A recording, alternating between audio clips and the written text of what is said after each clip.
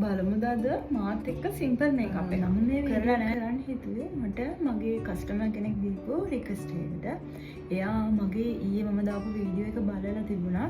එයා මට එකකින් කිව්වා ඔයා කරන විදිහ විතරයි මේකප් එකේ පෙන්නුවේ අපිට අඩුම ගානේ ප්‍රොඩක්ට් එකක් ගැනවත් කිසිම නොලෙජ් එකක් දුන්නේ නැහැ කියලා. ඒ හින්දා එයා මට පොඩි රික්වෙස්ට් එකක් දුන්නා.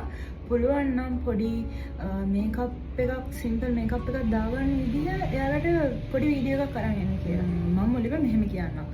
අපි එක එක්කෙනා පුරුදු වෙච්ච සිම්පල් මේකප් තියෙනවා. හැමෝම එකම විදිහට නෙමෙයි. ඇත්තට මම මේ වීඩියෝ එක කරන්නේ කිසිම දෙයක් දන්නේ නැති අයට.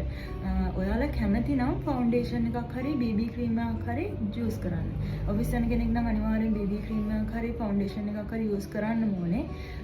නෝමල් ඒකට කැමති නැති කෙනෙකුට පවුඩර් එකක් යූස් කරන්න පුළුවන්. ඒක කැමති නැහැ කියලා අපිට පවුඩර් එකයි ෆවුන්ඩේෂන් එකයි දෙකම නැතුව අපිට මේකප් එකක් දාන්න පුළුවන්. ඒකෙන් අපි කරන්නේ බේසික්ම සිම්පල්ම විදිහට තමයි. එතකොට අපි දාන්නේ මේකප් එක. මුලින්ම මම ඔයාලට මේකප් එකේදී කියන්නම් අයිබ්‍රෝස් ගැන. සාමාන්‍යයෙන් මෙහෙමයි. අයිබ්‍රෝ පෙන්සිල් තියෙනවා, ඩාර්ක් බ්‍රවුන් තියෙනවා, බ්ලැක් තියෙනවා. බ්ලැක් කලර් පෙන්සිල් එකක් ගන්න එපා. දැන් මම නම් කොහොමද මගේ වැඩවලට යූස් කරන්නේ පවුඩර් එකක්. ඕනම බියුටි කඩේක බියුටි ෂොප් එකක තියෙනවා බ්‍රවුන් කලර්ස් පවුඩර්ස්. ඒ කියන්නේ මම ඔයාලට පෙන්නන්නම්. මෙන්න මේ වගේ පවුඩර්ස් තියෙනවා. මේ තියෙන්නේ මේ කලර්ස් තියෙනවා. මෙන්න මේ වගේ බ්‍රවුන් කලර් එකක් ඔයාලත් ගන්න. ඒකයි ඊළඟට මේ වගේ බ්‍රෂ් දෙකකුත් ඕන ඔයාලට. මුලින්ම අපි මේක අරගෙන ඒකේ තියෙන ඩාර්ක් බ්‍රවුන් මුල අඳින්නේ නැහැ. ඉස්සෙල්ලාම අපි අඳින්නේ අග ටික. මෙහෙම හොඳට අග ඇඳලා දැන් මට පේන්නේ නැහැ. ෆෝන් එකේ තියෙන විදිහට තමයි මම ඔයාලට පෙන්නන්නේ. මේ විදිහට මුල අඳින්නේ නැහැ. අග ටික හොඳට ඇඳලා මුල චූට්ටක් ලාවටම බ්‍රෂ් එකේ ඉතුරු වෙන පවුඩර්ස් ටිකෙන් තමයි ඒක ෂේඩ් කරගන්නේ. ඊට පස්සේ මේ බ්‍රෂ් එක අරගෙන හොඳට මේක පීරන්න ඕනේ. අර එතකොට අපි අඳිනවා වගේ පැන්සලකින් ඇඳලා මේක නිකන් පේනවනේ. මේකේ විදිහට පේන්නේ නැහැ. ඊළඟට තියෙන්නේ අයිලයින් එක.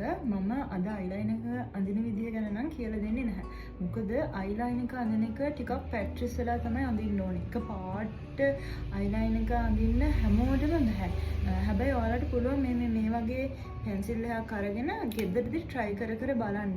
මේ විදිහට ඇඳලා බලන්න කොහොමද අයිලයින් එකේ කොන ඇඳලා බලන්න. ඒක ඔයාලා ගෙදරදී පොඩ්ඩක් try කරලා බලන්න. ඒක මම පස්සේ වෙලාවක ඔයාලට කියලා දෙන්නම්.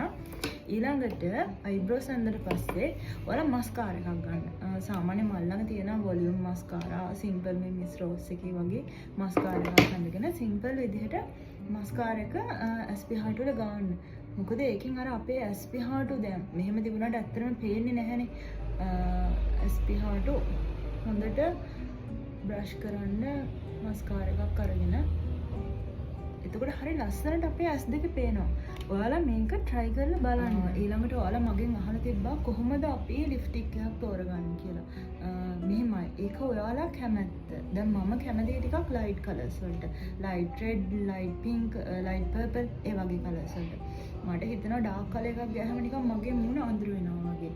ඒ හින්දා මුලින්ම ඔයාලා try කරන්න මේ දැන් මල් ළඟ තියෙන්නේ palette තියෙනවා, මල් ළඟ ලිප්ස්ටික් තියෙනවා. ඒවා නෙමෙයි දැන් ඔයාලට කැමති නම් මේ බ්‍රෑන්ඩ් වලින් ගන්නත් පුළුවන්.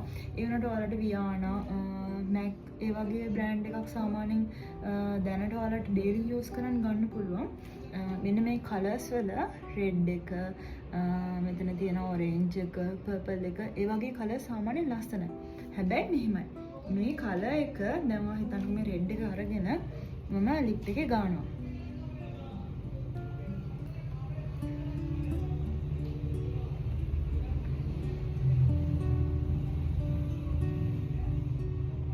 මම කැමති නැහැ මට ගොඩාක් ලිප්ස්ටික් තදට පේනාට. මම කැමති මෙන්න මේ වගේ කලර් එකකට. සිම්පල් කලර් එකකට. ඒ කියන්නේ ලිප් එකේ ගාලා ඒක අපි පොඩ්ඩක් ඇඟිල්ලෙන් ලස්සනට ගා ගන්න ඕනේ. එතකොට අර අපිට ගොඩාක් තදට පේන කලර් එකක් නෙමෙයි. සාමාන්‍ය සිම්පල් කලර් එකක්. මම හිතන්නේ ඔයාලට සාමාන්‍යයෙන් ටීචර් කෙනෙකුට ඔෆිස් යන මේකප් නොදානම කෙනෙකුට මේ වගේ සිම්පල් මේකප් එකකින් ඔයාලගේ මේකප් එක පටන් ගන්න පුළුවන්. ඊට පස්සේ ඔයාලට පුළුවන්. ඔයාලට මේක කරන්න ඔයාලට පුළුවන් මීට වැඩිය ඇඩ්වාන්ස් වෙන්න. ඉස්සෙල්ලාම ඔයාලා මේ විදිහට try කරලා කොහොමද කියලා බලන්න.